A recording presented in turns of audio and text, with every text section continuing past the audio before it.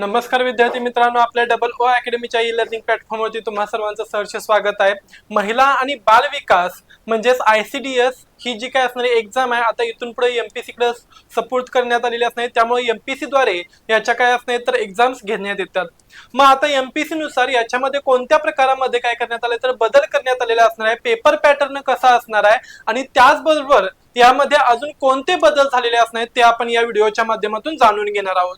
चला तर मग काय सांगितलं जाते बघा, तर महिला व बाल विकास भरती 2026 मध्ये काय असणार बघा, तर MPSC पॅटर्न नुसार भरती बघा।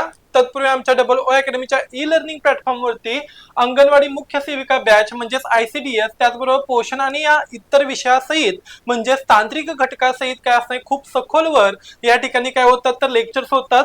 त्याचबरोबर ही एक नवीनच बॅच आम्ही या ठिकाणी क्रिएट केलेली असते, जी फक्त MPSC बेस्ड असणार आहे आणि शिवाय त्या ठिकाणी IBPS आणि TCS च्या सुद्धा काय असणार तर क्वेश्चन सेट सोडून घेतले जाणार आहेत।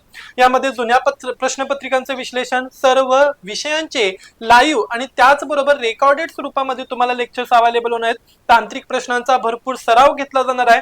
त्याचबरोबर टेस्ट सिरीज ई बुक्स द्वारे नोट्स सर्क्युलेट तुम्हाला केल्या जाणार आहेत। अनुभवी आणि त्याचबरोबर तज्ञ शिक्षक वर्ग तुम्हाला या ठिकाणी भेटलेला असणार आहे। प्रत्येक वेगवेगळ्या विषयासाठी काय असणार तर वेगवेगळे शिक्षक तुम्हाला या ठिकाणी अवेलेबल करून देण्यात आलेले असणार आहेत। शिवाय तुम्ही हे जे काही असणारे व्हिडिओ आहेत हे व्हिडिओ डाउनलोड करू शकता आणि मल्टिपल टाइम वेळा कितीही वेळा पाहू शकताय। ओके, चला तर मग जाणून घेऊया। ओके बघा, याच्यामध्ये काय असणार बघा, तर ही जी काही भरती असणार आहे भरती उच्च दर्जाची आणि प्रशासकीय पदांच्या विषय असणार, म्हणजे राजपत्रित व अराजपत्रित अशा गट ब मध्ये MPSC म्हणजेच महाराष्ट्र लोकसेवा आयोग याद्वारे घेण्यात येणार आहे। मात्र या विभागातील सर्वच पदे MPSC कडून भरली जाणार नाहीत।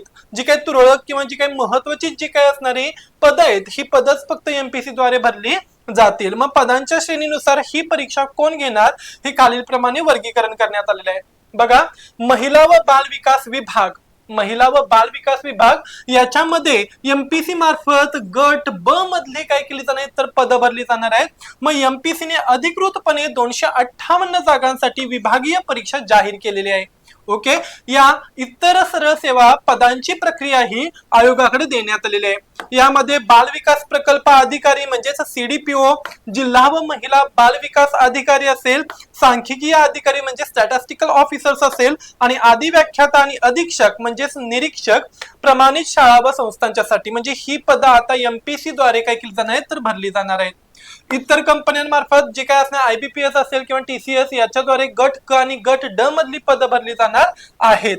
ओके, विभागातील जी पदे सरळ सेवा अंतर्गत येतात आणि त्यांची परीक्षा राज्य सरकारच्या नवीन धोरणानुसार TCS किंवा त्याचबरोबर जे काय IBPS असणार आहे या बाह्य आणि खाजगी क्षेत्रातील कंपन्यांद्वारे घेतली जाईल। याच्यामध्ये अंगणवाडी पर्यवेक्षिका असेल, वरिष्ठ व कनिष्ठ लिपिक असेल आणि सांख्यिकी सहाय्यक। ओके, आता मुख्यत्वे करून या ठिकाणी जरा जमनिंगचा प्रश्न असणार बघा, अंगणवाडी पर्यवेक्षिका म्हणजे सुपरवायझर हे सुद्धा पद काय असणार तर MPSC याद्वारे कंडक्ट केलं जाऊ शकतं। अजून या पदाविषयीची खात्रीशीर माहिती देण्यात आलेली नाहीये। MPSC पॅटर्न आणि TCS IBPS पॅटर्न यांच्या परीक्षांच्या पद्धतींमध्ये आणि प्रश्नांच्या काठिण्य पातळींमध्ये काय असणार आहे, विचार करण्याच्या पद्धतीमध्ये खूप मोठा बदल किंवा तफावत आपल्याला दिसून येते। दोन्ही प्रकारचे जे काही पॅटर्न्स असणार आहेत यामध्ये मुख्य आणि काय असणार तर खालील प्रमाणे बदल आहेत। आता कोणते बदल आहेत बघा,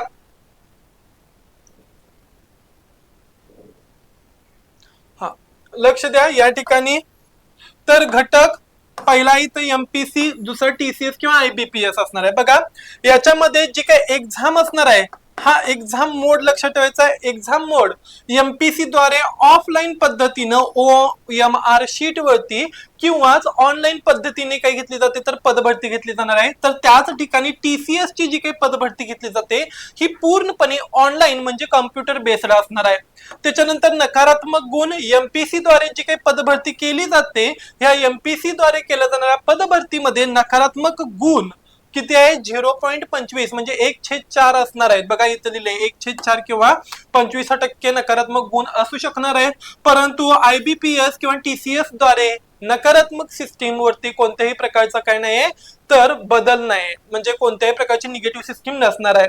प्रश्नांचे स्वरूप आता बघा MPSC द्वारे प्रश्नांचे स्वरूप बहुपर्यायी त्याचबरोबर काही पदांना विधानात्मक बहुविध विधाने म्हणजेच 8 ऑप्शनचे काय असणार तर क्वेश्चन्स असणार आहेत.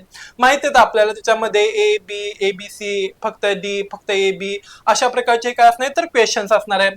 त्याचबरोबर TCS आणि IBPS मध्ये बघा थेट वस्तुनिष्ठ आणि वन लाईनर टाईपचे क्वेश्चन भरपूर मोठ्या प्रमाणात असणार आहेत.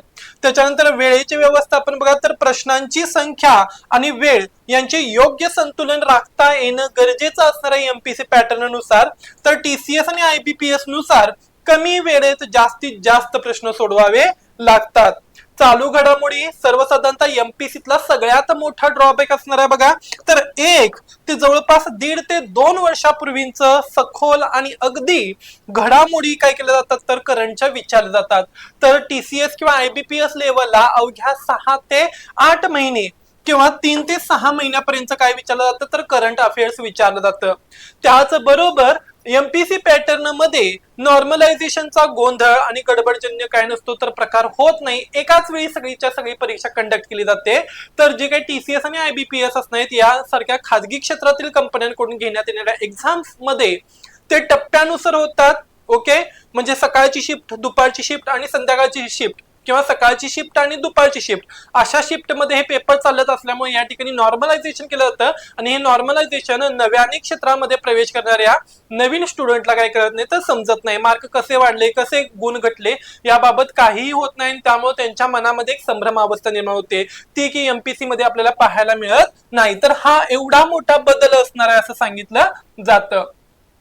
विषयनिहाय पॅटर्न मधील मुख्य बदल बघा तर MPC मध्ये व्याकरणाचे नियम, संधी, समास, प्रयोग, शब्दसिद्धी त्याचबरोबर यांवर सखोल असा पारंपरिक पद्धतीने प्रश्न विचारले जातात. तर TCS आणि IBPS मध्ये शुद्ध अशुद्ध शब्द असेल, वाक्य रचना दुरुस्त करणे, रिकाम्या जागा भरणे, समानार्थी विरुद्धार्थी म्हणी इत्यादींचा समावेश जास्त असणार आहे. इंग्रजी व्याकरणामध्ये MPC मध्ये पार्ट्स ऑफ स्पीच असेल, tenses, clauses, idiom, phrases, direct indirect speech हे कठीण नियम विचारले जातात. तर TCS आणि IBPS मध्ये बँकिंगच्या धर्तीवरचे प्रश्न असतात ज्याच्यामध्ये एरर काय असणार डिटेक्शन असेल म्हणजे चुका शोधणे असेल.